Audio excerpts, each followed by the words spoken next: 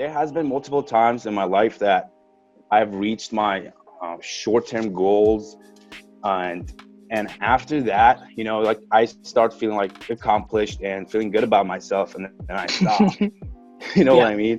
So I mean, how do you manage to don't stop, keep going, and just grinding? Make a macro goal.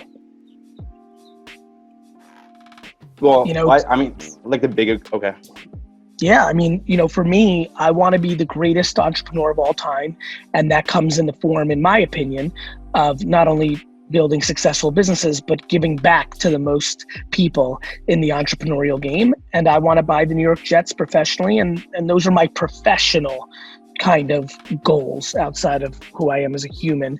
And so I think you need to make bigger goals, because I'm with you. There's a huge letdown. I made a video already that says today's the worst day of my life, and it's the video I'm gonna play when I buy the New York Jets. There's a letdown if you love the process, and I think you love the process. And I think when you achieve that goal, there's always an inherent letdown.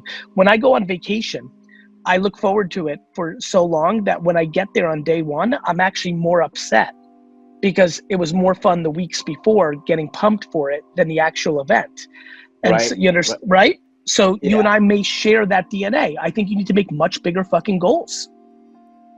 I to be honest with you, whatever I have in my mind, I just know I'm gonna achieve it. I know I'm gonna be there because I work very hard. Go big, big, big. Make yourself uncomfortable. You might be making yourself too comfortable. You might like the idea of achieving goals more than actually achieving goals. Do you see where I'm going? You may like, like little goals that are achievable. You might be subconsciously trying to portray that you can make shit happen by keeping shit small. You might have so much more in you. You see where I'm going? Yeah. And by the way, one of the reasons you may be upset is you might actually realize that you're making small goals. It may look good to everybody else, but you somehow deep inside know that you got so much more in you. You need to make bigger fucking goals, bro. I see where you're going. I see where you're going because so I'm like I've been listening to you, and I like the idea of going slow and actually trying to build it. So when I first started, for the first months, nothing happened. Right now, before this whole COVID-19 happened, I ended up like closing. I'm just doing leasing right now. I don't do bigger deals because I'm just starting.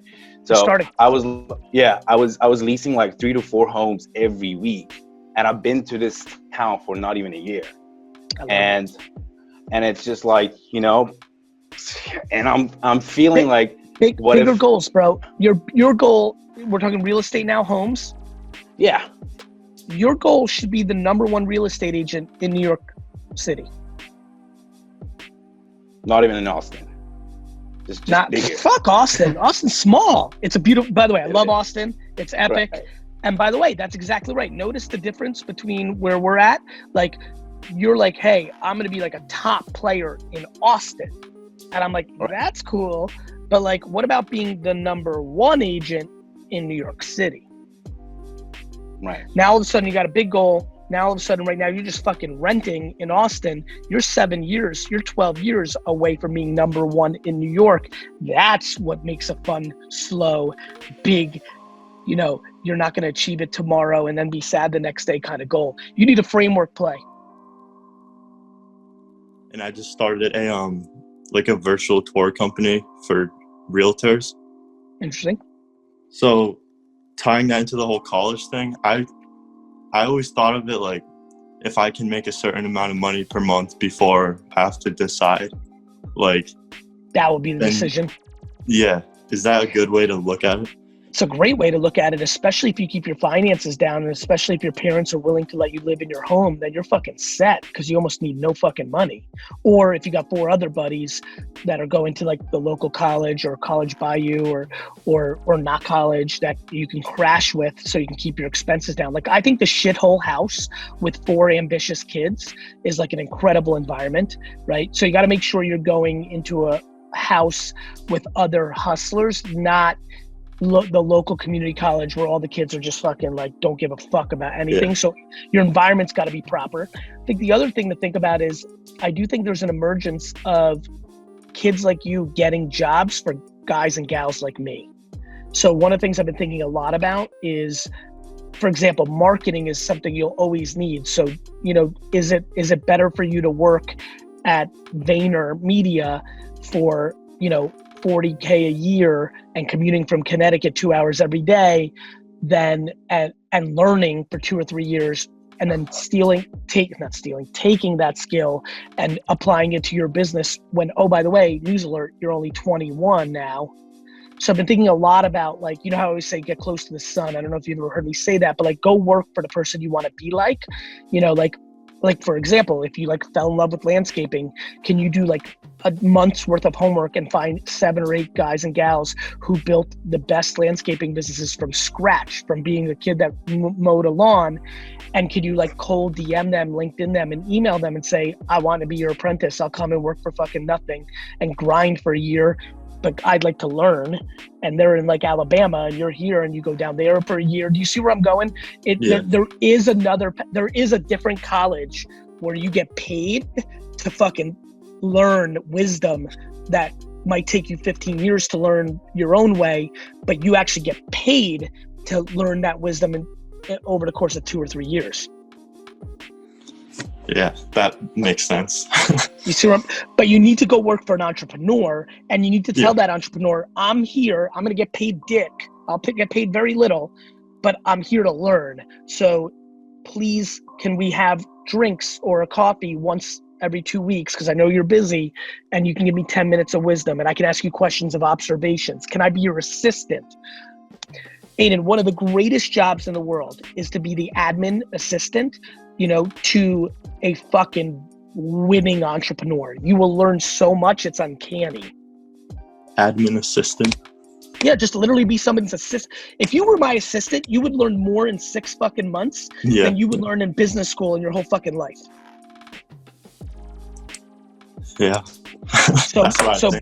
So being the assistant of entrepreneur might be a great job for you at 18, where you're getting paid 36, 41, 52, 27K a year.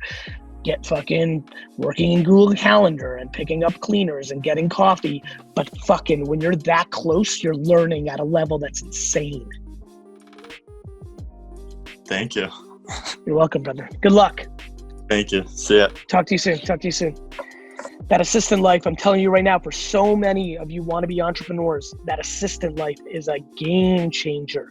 If you're an organized fucker and you want to be an entrepreneur, I couldn't recommend you more to be the assistant of somebody instead of a bullshit job or going to college. If that's what you want to be and that's who you think you are, an organized kid with big ambition can crush it. Clarity is everything. If you don't know where you're going, you will get lost. Ooh. I'm sure somebody said that before, but it's the first time I've said it. I like it. Like you just, the clarity is everything. Like, no question, my clarity on my professional goal, which is the vanity professional goal of buying the New York Jets, but more importantly, the depth of that, which is the process of trying to buy the Jets, has absolutely, and then my real one that I don't talk about that often, but once in a while on the show, of like getting everybody to be guilted into going to my, like Sean, you'll come to my funeral, right? Awesome. So like, you know, that to me allows me to interact the way, that's what, like making sure that everybody comes to my funeral is probably the reason I need to get salty to have like the tough conversations, because I'm soft that way because I just love, and so I just love. I also hate football. So I think the clarity really matters. I think a lot of you, and I've been reading a lot of your comments, especially on Instagram, I'm really deeply entrenched there right now. So start leaving more comments, because that is 100% a place I'm gonna see them. And by the way, actually, let me take a step back. Thank you so much, VaynerNick. The real answers to who are you guys saw, like deep. I'm gonna go review and read everyone one more time. I read probably 40%. I'm gonna read them all because I'm just too appreciative that you actually did that. There was some deep stuff, some very real stuff. Join my email newsletter. We're pushing that right now. Ding. Link it, Stefan, in the YouTube and the YouTube and the Facebook. A lot of you don't have your clarity. A lot of you are looking for the vanity or the short-term things out of pain, out of ambition. And I have empathy for both of those things.